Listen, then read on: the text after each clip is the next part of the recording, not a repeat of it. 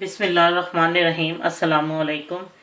आज मैं आपको कलाकंद की रेसिपी देती हूँ। ये नसीर साहिबा कोई हैं अमेरिका से, वहाँ से उन्होंने मेल किया कि उनकी बेटी दानिया की सालगिरह है, तो उसके लिए वो कोई एक तो फ़िश की उन्होंने रिक्वेस्ट की है, कोई फ़िश की जो रेसिपी होती है फ़िश के साथ, और एक उन्होंने बोला है कि कलाकंद जो आसान भी हो और जल्दी से बन जाता हो।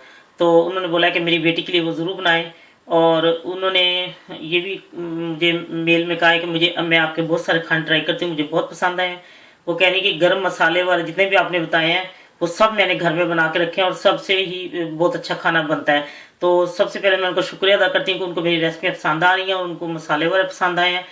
ये उनकी बेटी की सालगिरह के लिए मैंने ये कलाकंद बनाया है जो बहुत जल्दी बन जाता है और आसान भी है, इतना मुश्किल नहीं है। और दूसरा वो फ़िश की रेसिपी वो भी मैं उनको बना दूंगी उनकी बेटी के लिए। तो सबसे पहले मैं दानिया को हैप्पी बर्थडे टू यू कहती हूँ और बेस्ट विशेस के साथ कि आपके लिए मैं ये बना रही हूँ कलाकंद की रेसिपी। अब मैं आपको बताती हूँ कि इसमें किन किन चीज़ों की ज़रूरत है। इसके लिए 2 लीटर में दूध लिया है। 1 लीटर दूध को मैंने फाड़ के, उसको लेमन डाल के फाड़ के, उसको मैंने सारा पानी बिल्कुल मैंने इसको निचोड़ के बिल्कुल उसके साथ किचन पेपर के डबल डबल उसके पेपर लेके उसके साथ उसके अंदर रख के उसको मैंने बहुत अच्छी तरह दबा दबा उसका पानी निकाल लिया ये, और इसको हाथों से मसल के रख लिया है। ये एक लीटर दूध का। और दूसरा लीटर दूध ये इधर मैंने पकने के लिए रखा हुआ है।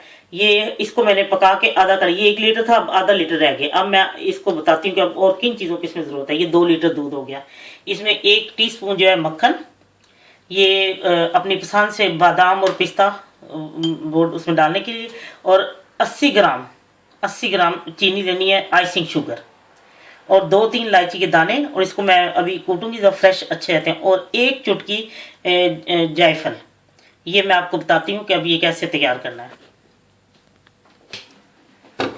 ये मैंने आधा लीटर कर लिया इसको, दूध को पका पका के ये आधा लीटर हो गया। और अब इसमें ये वाला जो मैंने पनीर बनाया है वो इसको मैं इसमें डाल दूंगी। इसको मैंने हाथों से मसल के इसको रखा हुआ है, इसमें पानी बिल्कुल नहीं है। अब ये दोनों को मैं इकट्ठा पकाऊंगी।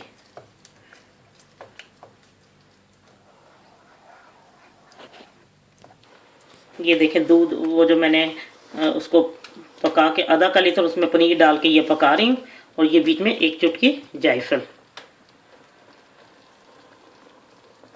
जायफल तकरीबन हर मिठाई में डलती है, तकरीबन।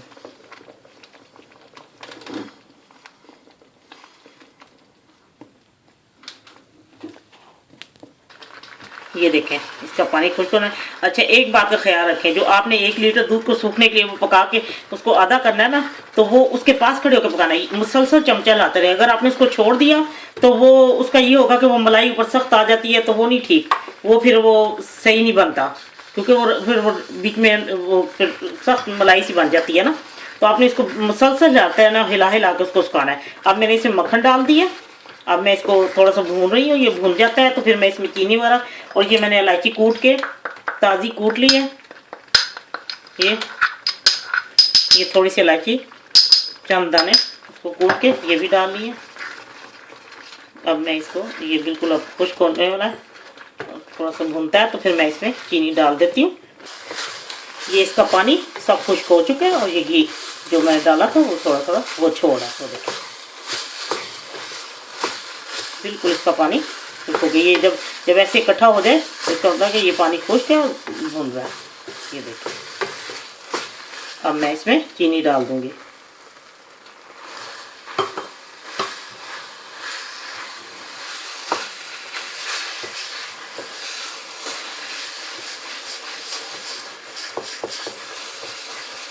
आइसिंग शुगर डालनी है, क्योंकि वो दूसरी चीनी जो है बहुत ज़्यादा पानी छोड़ देती है ना, तो आइसिंग शुगर इसमें डाल देती है। अब जैसे इसका ये खुश्क होता है इसका पानी चीनी का, तो मैं इसको डिश आउट करती हूँ। मैं आपको दिखाती हूँ पानी खुश्क करके ना। ये देखें इसका पानी ये खुश्क हो गया और नीचे से लगना शुरू हो गया चीनी का पानी। ये देखें चीनी का पानी खुश्क हो गया बिल्कुल। ये देखें सब कुछ ये तैयार है। और अब मैं आपको इसको डिश आउट, ये देखें मैं डिश आउट करती हूँ इसको। फिर ये मैंने ट्रे ग्रीस करके रखी हुई है इसमें मैंने। अब मैं इसमें इसको उल्टाती हूँ क्योंकि ये तैयार हो चुका है। ये देखिए नीचे से जब लगने लग पड़े तो ये देखें ये तैयार है, यानी कि पानी बिल्कुल खुश्क हो गया इसका।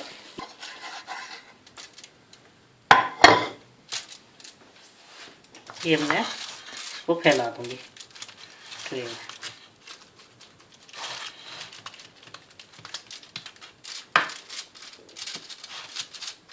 جتنی آپ نے موٹی اس کی سائز رکھنا ہے وہ رکھ لیں، وہ آپ پہ ڈیپینڈ کرتا ہے۔ باریک آپ کو اچھا ہوتا ہے پیس تو باریک ذرا اس کو زیادہ بڑی ٹرے میں ڈال لیں جیسے آپ کو اچھا لگتا ہے۔ اب میں اس کے اوپر یہ پستہ بادام چھوڑتی ہوں۔